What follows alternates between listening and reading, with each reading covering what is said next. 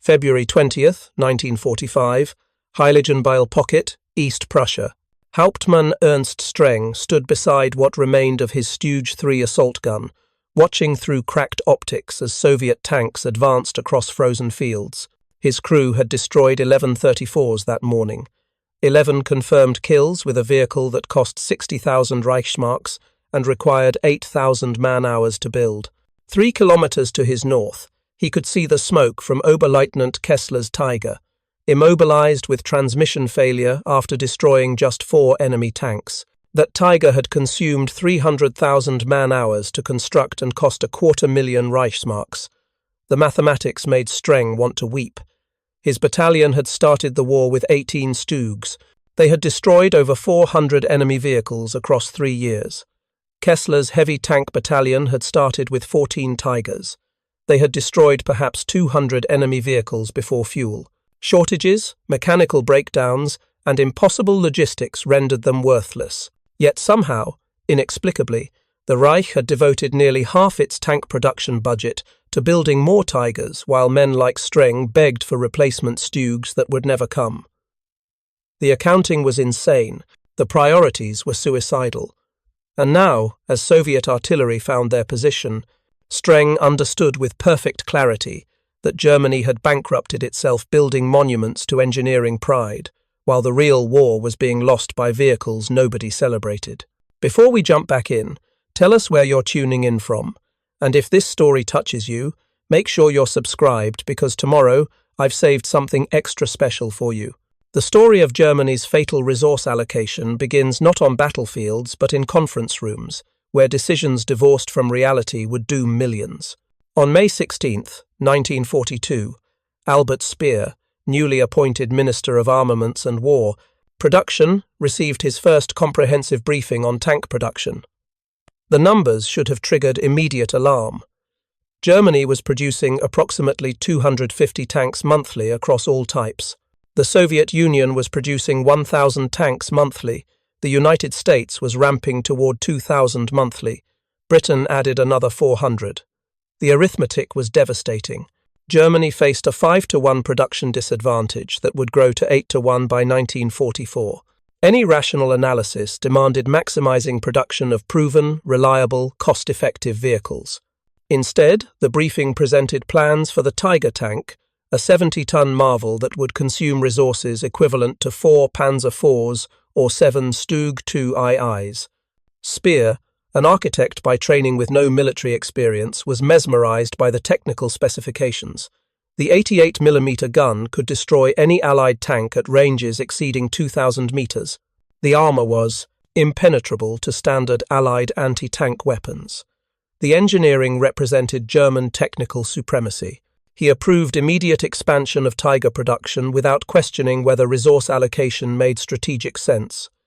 That decision, made in comfortable offices far from combat, would cascade into catastrophe. The StuG III assault gun represented everything the Tiger was not.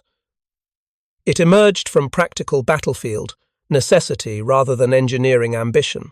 In 1936, General Erich von Manstein identified a critical gap in German infantry support. Infantry divisions lacked mobile, protected firepower to engage fortified positions and enemy tanks. Traditional tanks were expensive, complex, and controlled by panzer divisions that operated independently.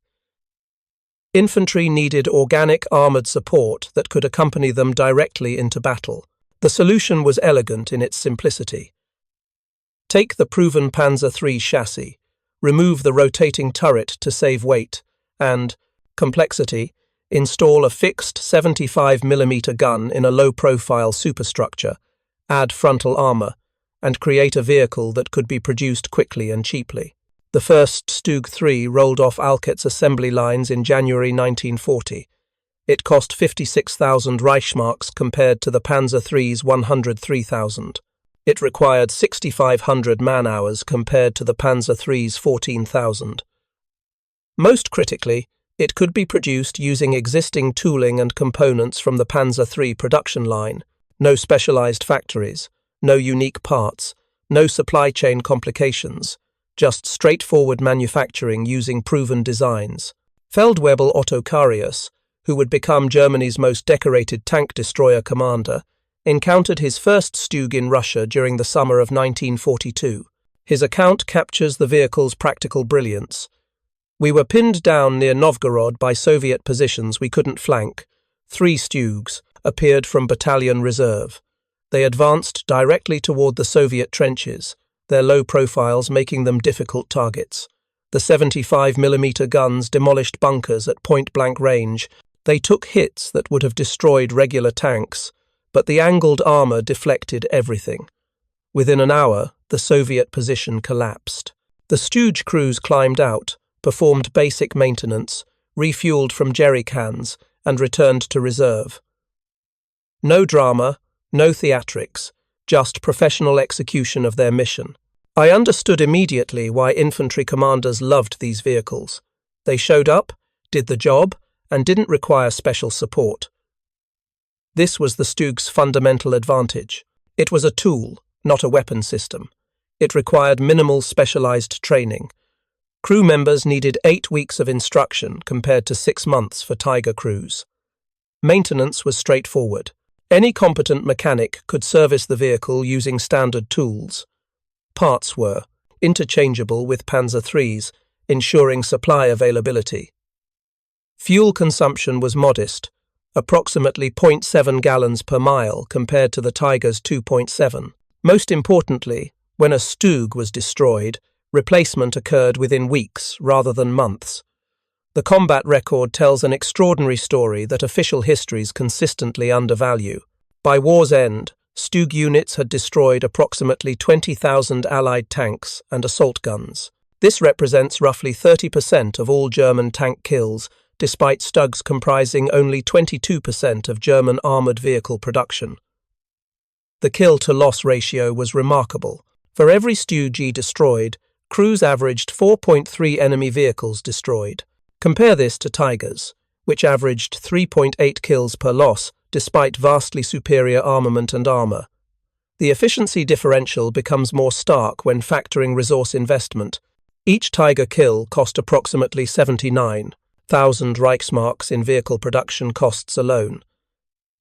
Each StuG kill cost approximately 13,000 Reichsmarks, a 6-to-1 efficiency advantage for a vehicle that propaganda dismissed as second-rate. Lieutenant Hans Sandrock commanded a StuG battery in Normandy during the summer of 1944. His unit's records provide microscopic detail of the StuG effectiveness. From June 6 through August 20th, his 9 StuGs destroyed 63 Allied tanks, primarily Shermans, along with 41 other armoured vehicles.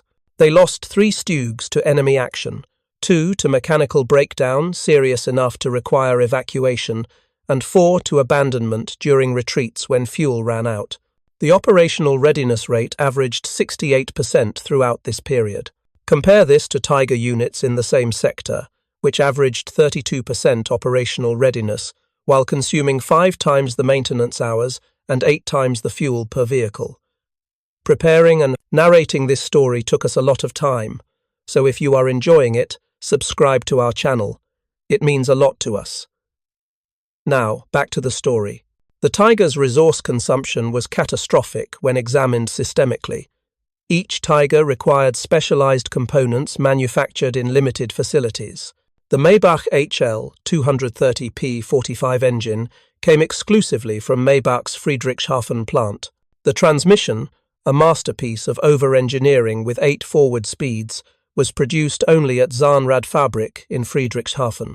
The 88mm Quake 36 gun required precision machining available at just 3 facilities. The interleaved wheel system used custom road wheels manufactured nowhere else. When Allied bombing damaged any of these specialized facilities, Tiger production halted completely.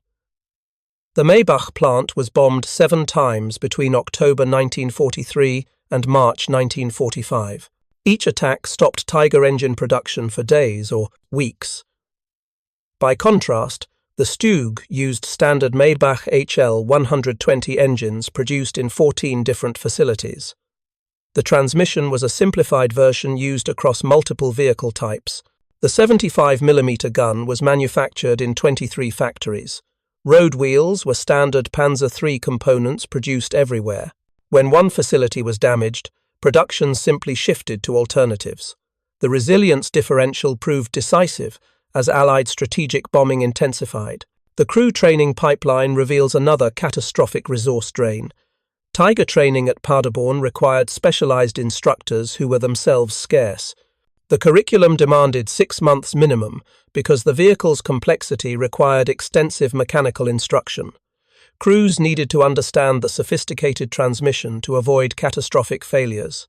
They needed precision gunnery training to exploit the 88's range advantage. They needed tactical instruction for employment of a vehicle too valuable to risk carelessly. The training pipeline could graduate approximately 400 Tiger crewmen monthly at peak capacity. This represented 80 complete crews, barely enough to replace combat losses, much less expand the force. StuG training at Jüterbog required 8 weeks and used simplified instructors drawn from returned combat veterans. The curriculum focused on practical employment rather than mechanical sophistication. Crews learned to drive, shoot, and perform basic maintenance. The simplicity allowed the pipeline to graduate 1,200 StuG crewmen monthly, or 240 complete crews. When combined with the vehicle production differential, Germany could field 3 StuG battalions for every Tiger company, yet resources flowed toward Tigers. The budget allocation reveals the full insanity of German priorities. From 1942 through 1945, Germany spent approximately 3.1 billion Reichsmarks on Tiger I and Tiger II production. This represented 47% of the total heavy tank development and production budget. During the same period, StuG production consumed approximately 1.8 billion Reichsmarks, representing just 27% of the assault gun and tank destroyer budget, despite producing 10,000 vehicles compared to the Tiger's 1,839. The remaining budget was scattered across other programs, many of which never reached operational status. The Maus super heavy tank consumed 180 million Reichsmarks and produced 2 prototypes. The E-series development programs absorbed 240 million Reichsmarks and produced nothing operational. The Jagdtiger consumed 112 million Reichsmarks for 79 vehicles that were mechanically unreliable and tactically useless. Had these resources been directed toward StuG production, Germany could have fielded an additional 6,000 assault guns. 6,000 StuGs, based on historical kill ratios, would have destroyed approximately 26,000 additional Allied vehicles. The strategic impact would have extended the war significantly, though ultimate defeat remained inevitable given Allied industrial superiority. The operational deployment patterns demonstrate how resource allocation determined battlefield effectiveness.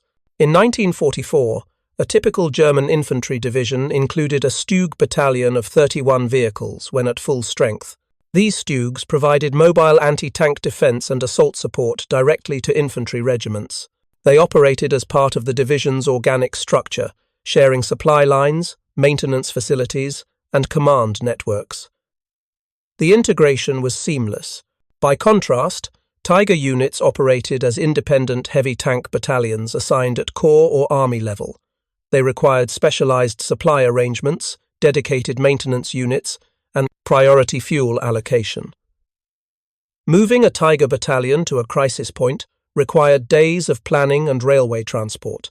The Tigers arrived like visiting royalty, performed spectacularly when conditions were favorable, then withdrew, leaving infantry divisions to cope with their organic StuG support. The flexibility differential was enormous. StuG battalions could be rapidly repositioned by road march, split into smaller detachments supporting specific objectives, or concentrated for major operations. Tigers could do none of these things. Their fuel consumption prohibited casual movement. Their mechanical fragility made rapid redeployment risky. Their value was too great to risk in improvised operations. General Major Hasso von Manteuffel, commanding 5th Panzer Army during the Battle of the Bulge, confronted this reality brutally. His attack plan allocated Tiger units to breakthrough operations where their firepower could exploit success. In practice, Tigers consumed so much fuel, reaching assembly areas that they lacked range to exploit breakthroughs.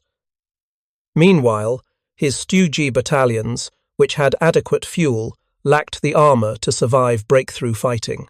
The resource allocation had created a force structure where heavy units couldn't reach battles and light units couldn't win them. The maintenance burden differential was equally stark. A Tiger battalion at full strength required a maintenance company of 187 men with specialized tools and extensive spare parts inventory. The company needed cranes to remove turrets, precision measuring equipment for transmission work, specialized welding gear for armor repair, and diagnostic equipment for the complex electrical systems.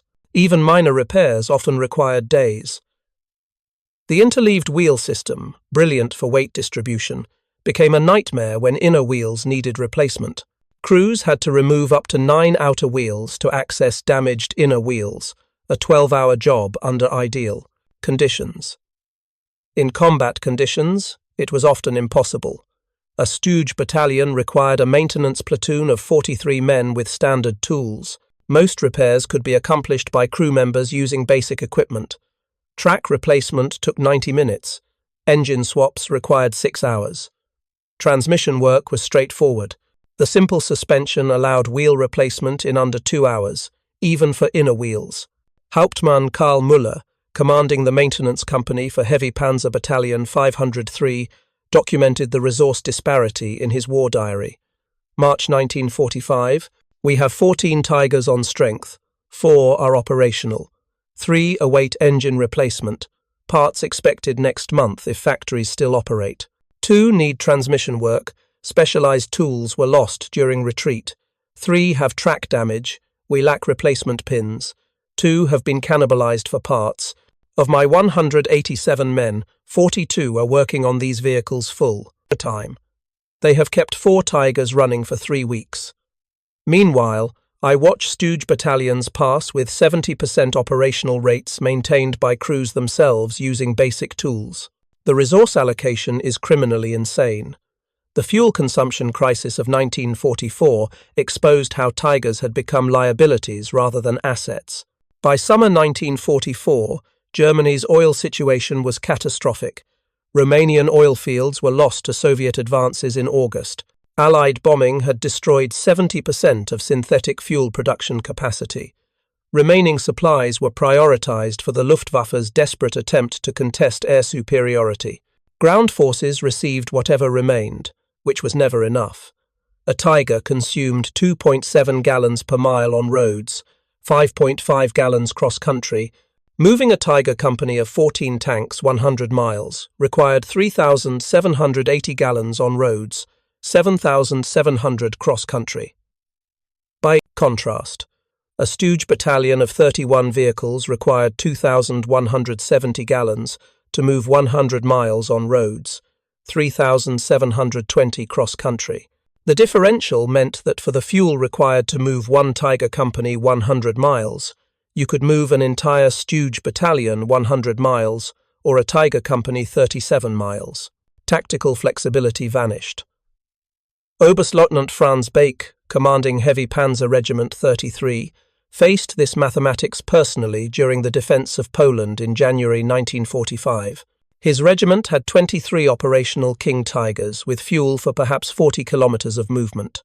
Soviet forces were breaking through in multiple sectors, requiring immediate counterattacks. The Tigers couldn't reach half the crisis points before running dry.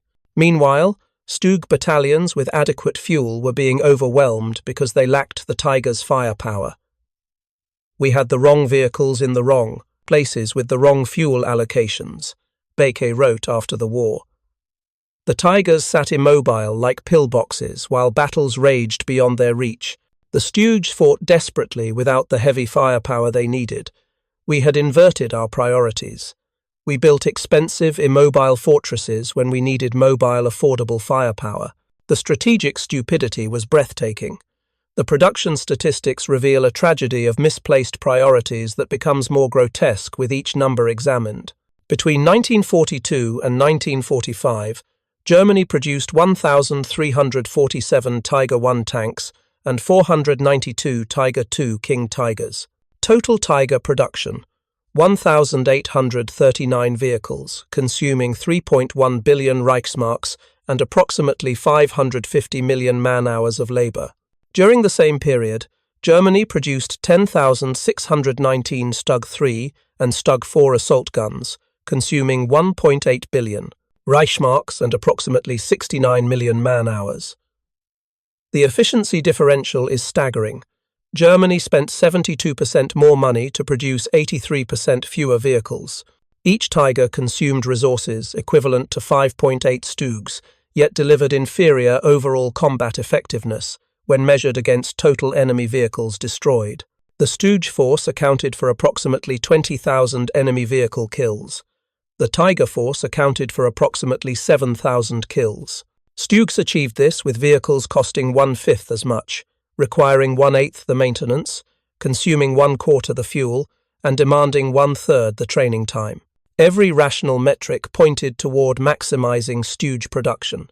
Yet Hitler, Guderian, and the Waffenamt continued pouring resources into Tigers because they looked impressive, because they validated notions of German technological superiority, because they made good propaganda photographs. Decision-making process was emotional rather than analytical, prestige-driven rather than results-oriented, and ultimately suicidal. The battlefield commanders understood this reality with brutal clarity by 1944. General Major Dietrich von Socken, commanding the Großdeutschland Panzer Corps on the Eastern Front, sent a report to Army Group Center in October 1944 that should have triggered immediate policy reversal.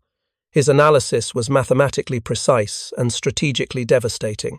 My corps sector spans 80 kilometers, requiring mobile reserves to counter Soviet breakthroughs at multiple unpredictable points.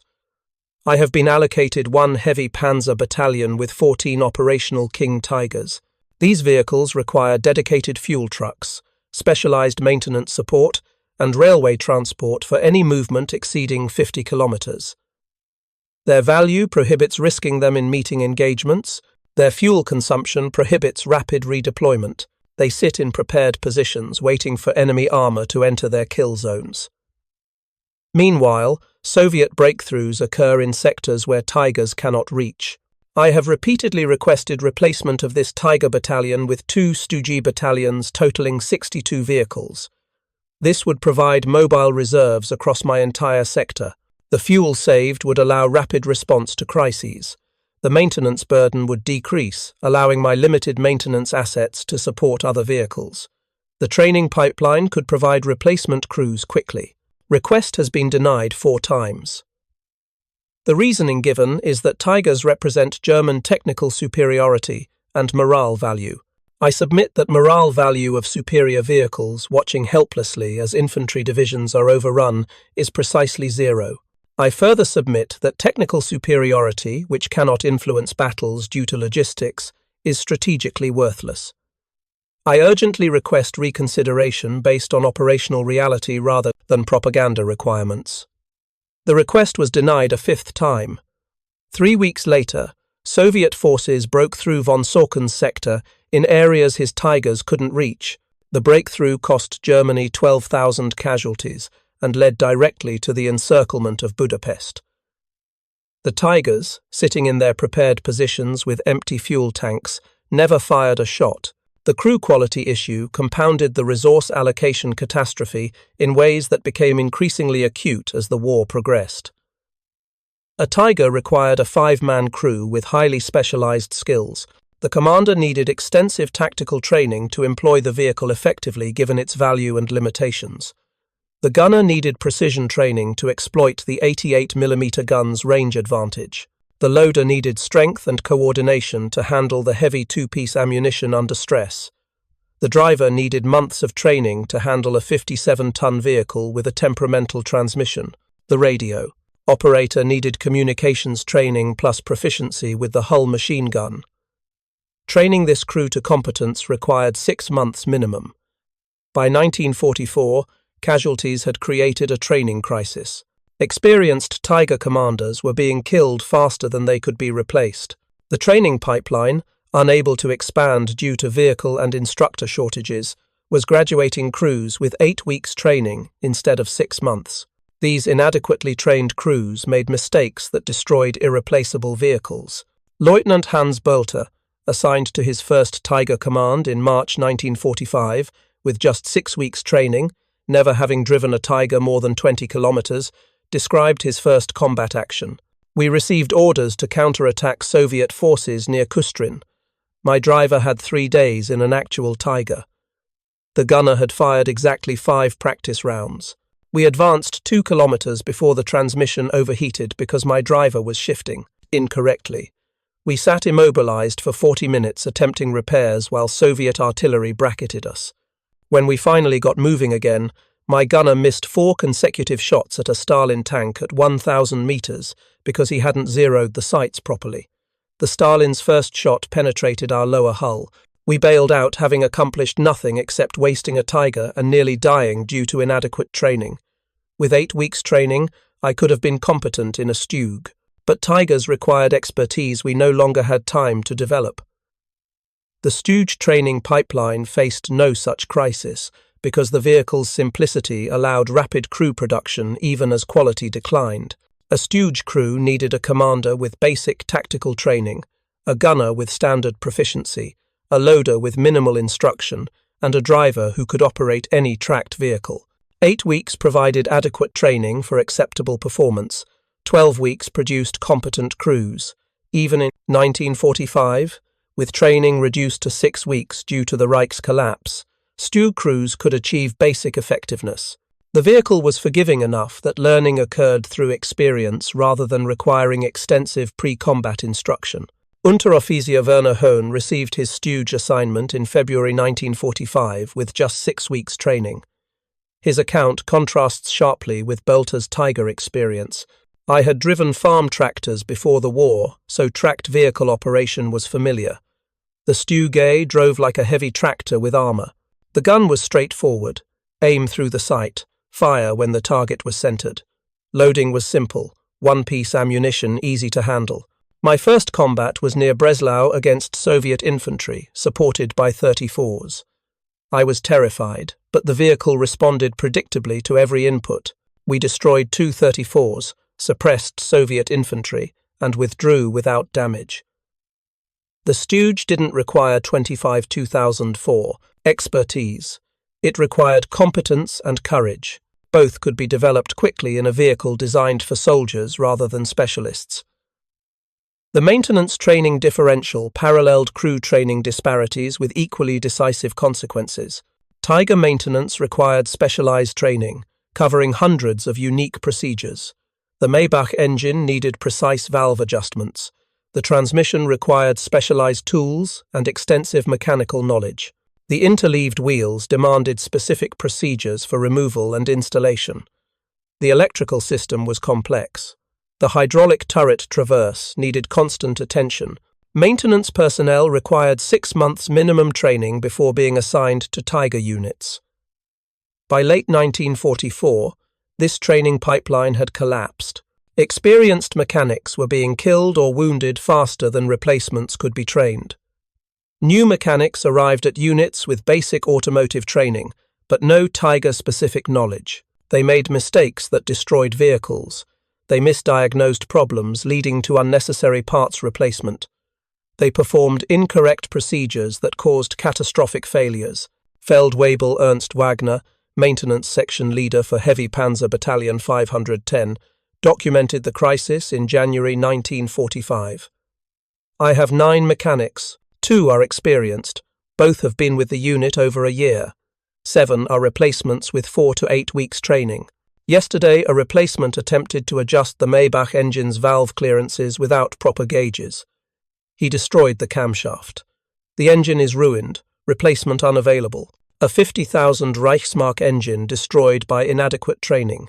This happens weekly. We are losing Tigers to maintenance failures caused by undertrained personnel faster than we lose them to enemy action. The complexity that made Tigers superior has become the mechanism of their destruction. StuG maintenance required basic mechanical aptitude but no specialized training. The Maybach HL120 engine was straightforward with simple maintenance procedures. The transmission was a standard design used across multiple vehicle types. The suspension was conventional. The electrical system was basic. A mechanic with 4 weeks automotive training could handle 90% of StuG maintenance. Crew members could perform most routine maintenance themselves using standard tools. When something broke, diagnosis was straightforward and parts were available. Unteroffizier Franz Becker, a StuG crew member with no mechanical background before conscription, described the maintainability advantage. Before the war, I was a clerk. I knew nothing about engines. After 4 weeks training, I could change track, replace road wheels, adjust the engine, and fix most common problems. The StuG was designed so that average soldiers could maintain it. We didn't need specialists. We needed wrenches and common sense. This meant we kept our vehicles running without depending on maintenance units that were always overwhelmed and often unavailable. Our operational readiness was our responsibility, and the vehicle's design made that responsibility achievable. The parts supply catastrophe of late 1944 revealed how Tiger complexity had created unmanageable logistics. Each Tiger required approximately 2,600 unique parts. Many were produced in single facilities vulnerable to bombing. The Maybach transmission alone contained 400 specialized components. When any critical part became unavailable, Tigers sat immobilized, waiting for supply.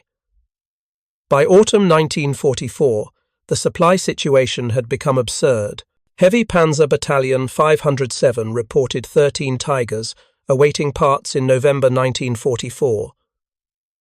4 needed transmissions, none available. 3 needed final drive units, 2 available next month if bombing permitted production. 2 needed engine. Components, no delivery estimate. 4 needed track links of specific type. Alternative track types wouldn't fit the interleaved wheel system. The battalion had been at 30% operational readiness for 6 weeks, not due to combat damage but due to parts shortages. Meanwhile, StuG battalions maintained 60 to 70% operational readiness because parts were abundant. The StuG used common components shared with Panzer III's and other vehicles. When something broke, parts were available from multiple supply sources. Cannibalization was straightforward because components were standardized. The supply system could support StuGs even as it failed Tigers. The strategic bombing campaign's impact on production revealed the vulnerability of specialized manufacturing.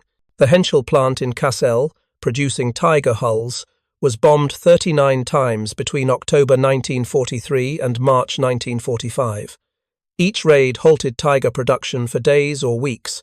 The October 22nd, 1943 raid destroyed the main assembly hall, stopping Tiger production for 6 weeks. When production resumed, output was reduced by 40% due to facility damage. The cumulative impact was devastating. Henschel had planned to produce 1,200 Tigers in 1944. Actual production was 684, a 43% shortfall attributable primarily to bombing. By contrast, StuG production was distributed across multiple facilities. Alket in Berlin was the primary producer, but MIAG in Braunschweig and other plants also produced StuGs. When bombing damaged one facility, others increased output. When Alket was heavily bombed in March 1944, MIAG increased production by 30% within 2 months. Total StuG production in 1944 actually exceeded plans despite heavy bombing because the distributed production network was resilient. The Tiger's concentration in specialized facilities made it vulnerable in ways the StuG's distributed production avoided. The fuel allocation crisis of 1944 forced brutal triage decisions that exposed the Tiger's strategic liability. With total fuel supply inadequate for all armored units, commanders had to choose which vehicles received priority. The logical decision was to allocate fuel to vehicles, providing maximum combat effectiveness per gallon consumed. StuGs delivered approximately 5.7 enemy vehicle kills per 1,000 gallons of fuel consumed based on historical averages. Tigers delivered approximately 2.3 kills per 1,000 gallons. The StuG was 2.5 times more fuel efficient at destroying enemy vehicles. Yet fuel allocation prioritized Tigers due to prestige and propaganda value. The result was that high-value Tigers sat immobile, while fuel-efficient StuGs fought desperately with inadequate fuel. General Major Walter Nering, commanding 24th Panzer Corps in Poland, confronted this idiocy in January 1945. "I have received fuel allocation sufficient for my Tiger battalion to move 80 kilometers, or my 3 StuG battalions to move 120 kilometers each. The tactical situation requires mobile reserves across a 150-kilometer front. If I allocate fuel to Tigers, they can reach perhaps half the front, leaving the other half without armoured reserves. If I allocate fuel to StuGs, I can cover the entire front, but with lighter vehicles." The decision should be obvious, yet headquarters insists Tigers receive priority because their destruction would be bad for morale. I submit that having immobile Tigers while infantry is overrun is infinitely worse for morale than having mobile StuGs actively supporting defence. Request permission to reallocate fuel based on tactical requirement rather than prestige considerations. Permission was denied. Soviet forces broke through in sectors the immobile Tigers couldn't reach. The breakthrough led to the encirclement of 50,000 German troops who surrendered in March. The Tigers, sitting with empty fuel tanks, never engaged. The crew loss differential revealed another dimension of the resource allocation disaster. Tiger crews, knowing their vehicles were irreplaceable, fought to the death rather than abandon them. The psychological pressure was immense. Losing a Tiger meant betraying the Reich's investment, failing to live up to the vehicle's reputation, admitting that individual excellence couldn't overcome strategic realities. Tiger crew casualties reflected this mindset. Of approximately 8,000 Tiger crewmen who served during the war, fewer than 2,000 survived, a 75% casualty rate. StuG crews faced different psychological pressures. Their vehicles, while valuable, were replaceable. Abandoning a damaged StuG carried no particular stigma. The training pipeline could replace lost crews within weeks. StuG crew casualties were severe but proportionally lower. Of approximately 53,000 StuG crewmen who served, approximately 22,000 died, a 42% casualty rate. The difference wasn't due to vehicle vulnerability but to doctrine and psychology. StuG crews were taught that survival mattered more than vehicle preservation.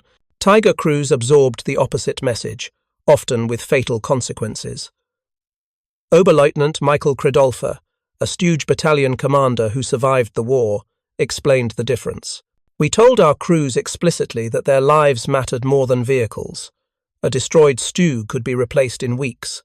A dead crew took months to replace and carried experience that couldn't be replicated. We emphasized tactical withdrawal over heroic last stands.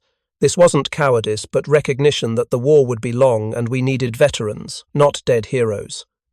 Tiger crews received opposite indoctrination. They were told they commanded the ultimate weapon, that their vehicle's value exceeded their own lives, that abandoning it was unthinkable. This guaranteed higher casualties for less strategic benefit.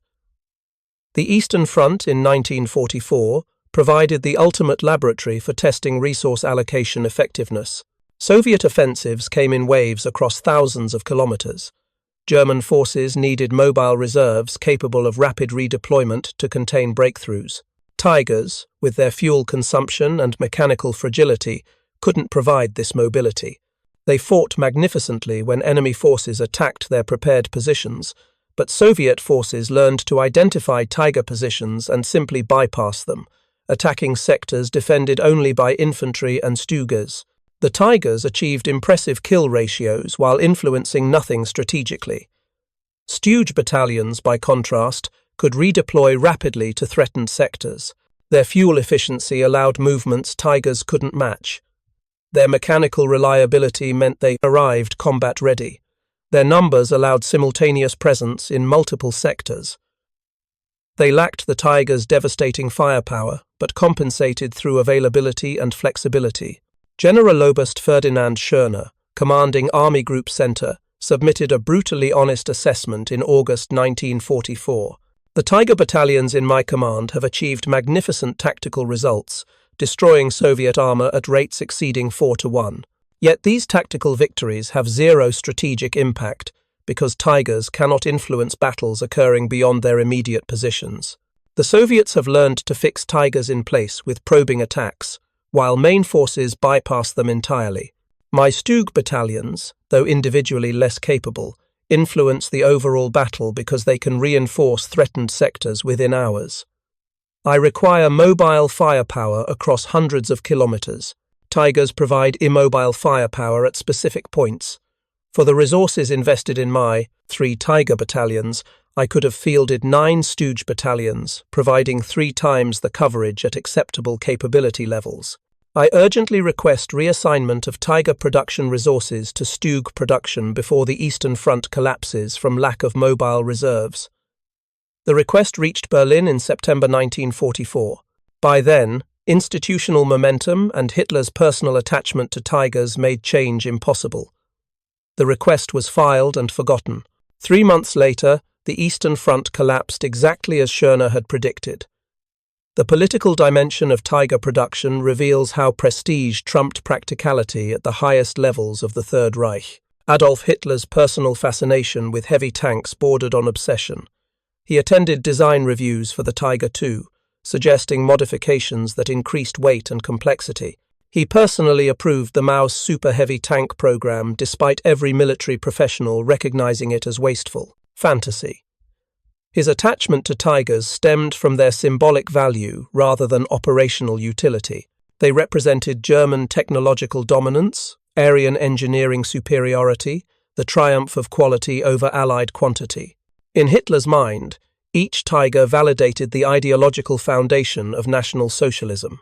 Suggesting that resources would be better spent on simple assault guns was tantamount to questioning the regime's fundamental premises. Albert Speer understood this psychology and exploited it ruthlessly to advance his own bureaucratic interests. At conferences throughout 1943 and 1944, Speer presented Tiger production as proof of armaments ministry success. He showcased technical specifications, engineering innovations, production milestones. He never mentioned the resource costs, the opportunity costs measured in StuGs not built, or the operational limitations that made Tigers strategically irrelevant. Heinrich Himmler joined this chorus, proclaiming Tigers as weapons of National Socialist will that would terrify enemies and inspire Germans. The SS received priority allocation of Tigers for its panzer divisions, treating them as symbols of SS elite status rather than tactical assets to be employed rationally. The propaganda apparatus enthusiastically amplified Tiger mythology while systematically ignoring StuG effectiveness.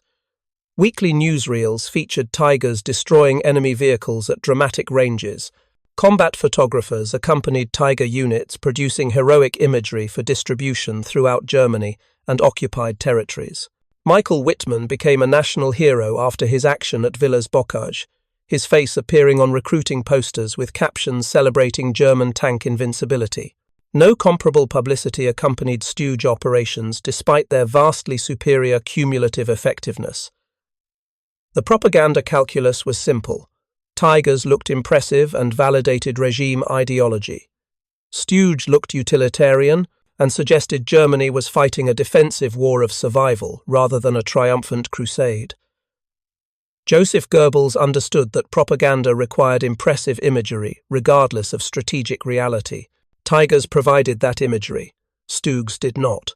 Therefore, Tigers received publicity investment wildly disproportionate to their military value. This created a feedback loop where political and military leadership overvalued Tigers because propaganda had convinced them of Tiger importance. Generaloberst Heinz Guderian, appointed Inspector General of Panzer Troops in February 1943, initially attempted to rationalize tank production based on operational requirements. His first comprehensive report to Hitler recommended dramatically reducing Tiger production in favor of StuGs and Panzer IVs. The mathematics were irrefutable. Germany could produce 5.8 StuGs for every Tiger at comparable combat effectiveness per Reichsmark invested. The report recommended reducing Tiger production to 50 vehicles monthly while increasing StuG production to 800 monthly. Hitler's response was volcanic. Guderian was accused of defeatism, of lacking faith in German technical superiority, of being contaminated by general staff pessimism. The meeting ended with Hitler screaming that he would rather have 50 Tigers than 500 inferior vehicles. Guderian never again challenged Tiger production priorities. The incident demonstrated that rational resource allocation was impossible in a system where ideology trumped analysis and where questioning the Führer's technical judgment was politically suicidal. The crew testimony from war's end provides the most damning evidence of misallocated resources. Interviews with surviving German armor commanders reveal near-universal frustration with Tiger production priorities. These were men who had commanded Tigers in combat, who understood their capabilities and limitations intimately, and who had watched their resource allocation doom the armoured force. Hauptmann Johannes Bölter, who commanded Tigers on both the eastern and western fronts, spoke with bitter clarity in 1946. The Tiger was a magnificent machine that arrived too late in insufficient numbers to influence anything strategically. Every time I destroyed 10 Soviet tanks, 50 more appeared because Soviet industrial capacity dwarfed ours. I needed quantity to trade against Soviet quantity. Instead, I received quality that performed magnificently while losing the war. If Germany had built 5,000 StuGs instead of 1,500 Tigers, we could have provided every infantry division with organic armoured support. We could have created mobile reserves across every front. We couldn't have won, but we could have made Soviet victory far more costly. Instead, we built showcase weapons that made impressive propaganda, while the war was lost by lack of adequate equipment where it mattered. Similar sentiments echo through post-war accounts from dozens of senior armor commanders.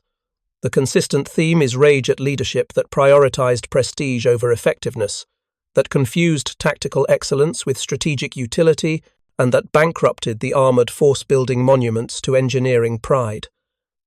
The comparative analysis of resource allocation outcomes provides mathematical proof of Germany's strategic failure. The 3.1 billion Reichsmarks invested in Tiger production destroyed approximately 7,000 enemy vehicles. This represents 443,000 Reichsmarks per enemy vehicle destroyed. The 1.8 billion Reichsmarks invested in StuG production destroyed approximately 20,000 enemy vehicles. This represents 90,000 Reichsmarks per enemy vehicle destroyed. The StuG was 4.9 times more cost-effective than the Tiger measured by the only metric that ultimately matters in war. Enemy combat power destroyed per resource unit invested. Extending this analysis to man-hours reveals even starker disparity. The 550 million man-hours invested in Tiger production, if redirected to StuG production, could have produced approximately 8,500 additional StuGs. Based on historical kill ratios, these vehicles would have destroyed approximately 36,500 additional enemy vehicles. This represents more than 5 times the total kills achieved by actual Tiger production. The opportunity cost of Tiger production was catastrophic. Every Tiger built represented resources that could have produced 5.8 StuGs, with greater cumulative combat effectiveness. Across 1,839 Tigers, this represents 10,666 StuGs not built. These phantom StuGs, had they existed, would have destroyed approximately 46,000 enemy vehicles based on historical performance. Instead, Germany built impressive Tigers that destroyed 7,000 enemy vehicles. The difference, 39,000 enemy vehicles that survived because of misallocated resources, represents a strategic disaster of the first magnitude. The fuel mathematics reveal another dimension of catastrophic resource misallocation. Tiger operations consumed approximately 600 million gallons of fuel during the war. This fuel, if allocated to StuG operations, could have supported approximately 1.6 billion StuG miles of operation versus 600 million Tiger miles. The differential mobility would have allowed German forces to respond to approximately 2.7 times as many tactical crises. Given that 1944 and 1945 were characterized by crisis management as German forces fought desperate mobile defense, this mobility differential was potentially decisive. Countless situations occurred where German forces lacked mobile reserves to contain Soviet or Allied breakthroughs. Tigers sat, immobilized by fuel shortages while battles raged beyond their reach. Had these Tigers been StuGs, the available fuel would have allowed intervention in many cases. The cumulative impact of thousands of small tactical failures caused by inadequate mobile reserves cascaded into strategic collapse. Each breakthrough that couldn't be contained led to deeper penetrations, encirclements, and catastrophic losses. The fuel wasted on Tigers represented mobility that could have slowed the Allied advance significantly. Not enough to win, but enough to matter strategically. The training resources consumed by Tiger programs represent yet another opportunity cost that weakened German armor effectiveness. The 6-month training pipeline for Tiger crews represented approximately 152,000 man-months of training consumed annually at peak Tiger deployment. This training capacity, if redirected to StuG crews requiring 2 months training, could have produced approximately 456,000 man-months of StuG crew training annually, or approximately 22,800 trained StuG crewmen versus 6,000 trained Tiger crewmen. The additional 16,800 trained crewmen could have manned 3,360 StuGs, essentially doubling the StuG force. These crews were desperately needed. By late 1944, StuG battalions were operating at 50 to 60% strength, not due to vehicle shortages, but due to crew shortages. The training pipeline couldn't produce replacements fast enough to compensate for casualties. Meanwhile, Tiger training facilities operated at fractional capacity because vehicle shortages meant insufficient training Tigers. Instructors sat idle while the StuG force bled experienced crews it couldn't replace. The institutional rigidity that prevented redirecting training resources from Tigers to StuGs was symptomatic of deeper dysfunction in German military organization. The maintenance burden comparison illustrates how Tiger complexity consumed combat power through indirect mechanisms. Each Tiger battalion required a maintenance company of 187 men with specialized skills. These men represented combat power diverted from other uses. At peak Tiger deployment, approximately 45 Tiger battalions existed across all fronts, requiring 8,415 maintenance personnel. These skilled mechanics, welders, and technicians could have served in other roles had Tigers not required such extensive support. A StuG battalion required a maintenance platoon of 43 men. The same 45 battalions organized as StuG units would have required 1,935 maintenance personnel, a savings of 6,480 skilled personnel, who could have supported other vehicles or served in other technical roles. This represented approximately 4 infantry battalions' worth of manpower consumed by Tiger maintenance overhead. The indirect cost of Tiger complexity extended throughout the logistics chain. Specialized transport vehicles, dedicated supply columns, priority railway allocation, all consumed resources unavailable for other purposes. The cumulative opportunity cost was staggering but invisible in official accounting that tracked only direct production costs. The Soviet perspective on German armor allocation provides telling external validation of the resource allocation critique. Soviet tank commanders and intelligence officers analyzed German armor employment throughout the war. Their classified assessments, declassified decades later, reveal that Soviet forces feared German assault guns far more than Tigers. This seems counterintuitive given the Tigers' superior capabilities, but Soviet reasoning was coldly practical. Tigers were rare, operated predictably in defensive positions, and could be avoided or suppressed with artillery and air power. StuGs were ubiquitous, supported infantry across the entire front, and appeared unexpectedly in meeting engagements where their low profile and adequate firepower made them deadly. Colonel General Pavel Rotmistrov, commanding 5th Guards Tank Army, stated in a post-war interview, "We respected the Tiger, but we feared the StuG. Tigers were dangerous but rare and predictable. We could identify likely Tiger positions and attack elsewhere. StuGs were everywhere, supporting every German infantry formation. We couldn't avoid them. They appeared in every engagement, every counterattack, every defensive position. The Tiger was the elite opponent you prepared for specifically. The StuG was the common opponent you faced constantly. Over the war's course, StuGs killed far more of our tanks than Tigers, despite being individually less capable. If Germany had built 2 StuGs for every Tiger they actually built, the Eastern Front would have been significantly more difficult. This assessment, from the opposing side, confirms what German commanders understood but couldn't change due to political and institutional constraints. The resource allocation failure extended beyond production to strategic reserves and replacement systems. By 1944, Germany desperately needed a reserve of combat-ready vehicles to replace losses and equip new formations. The logical approach was to produce excess StuGs that could be stored affordably and deployed rapidly when needed. StuGs could sit for months with minimal maintenance and restart reliably. They required no exotic fuels or specialized care. Instead, Germany continued producing Tigers that required constant maintenance even when idle, consumed premium fuel even in storage, and required specialized facilities and personnel. The result was that Germany entered 1944 with virtually no strategic reserve of tanks. Every vehicle produced went immediately to frontline units. When units suffered losses, no replacement vehicles existed. Units fought at reduced strength, waiting for new production that never came in adequate quantities. Meanwhile, the Allies built massive reserves. American depots in England contained thousands of Shermans in reserve. Soviet tank armies had entire regiments in reserve behind the front. When Allied units suffered losses, replacements arrived within days.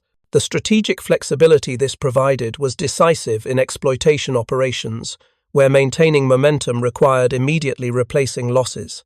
German forces, lacking reserves, couldn't sustain offensive operations, even when tactical successes created opportunities. The resource allocation that produced Tigers instead of building StuG reserves was strategically crippling. The post-war historical analysis has been surprisingly kind to Tiger production, despite overwhelming evidence of its strategic failure. Popular histories celebrate Tiger technical excellence, while ignoring the opportunity costs. Documentaries feature dramatic Tiger combat footage, while barely mentioning StuG operations despite their far greater cumulative impact. This historiographic bias stems partly from the nature of historical sources. Tiger operations were well documented because of their propaganda value. StuG operations were routine and less documented. Dramatic individual actions are more historically accessible than cumulative effectiveness. The result is that popular understanding of German armor in World War II remains dominated by Tiger mythology. Professional military historians understand the resource allocation failure, but have struggled to communicate it effectively against popular narratives, celebrating German technical prowess. The most honest assessment came from British military analyst Kenneth Maxey in his 1980 study of tank warfare. Germany produced the best tanks of World War II and lost the tank war decisively. This paradox is only explicable when one understands that best does not mean most effective. The Tiger was the best tank. The StuG was the most effective tank destroyer. Germany needed effectiveness more than excellence, but couldn't admit this because it contradicted regime ideology. The result was strategic defeat caused by mistaking tactical excellence for strategic wisdom.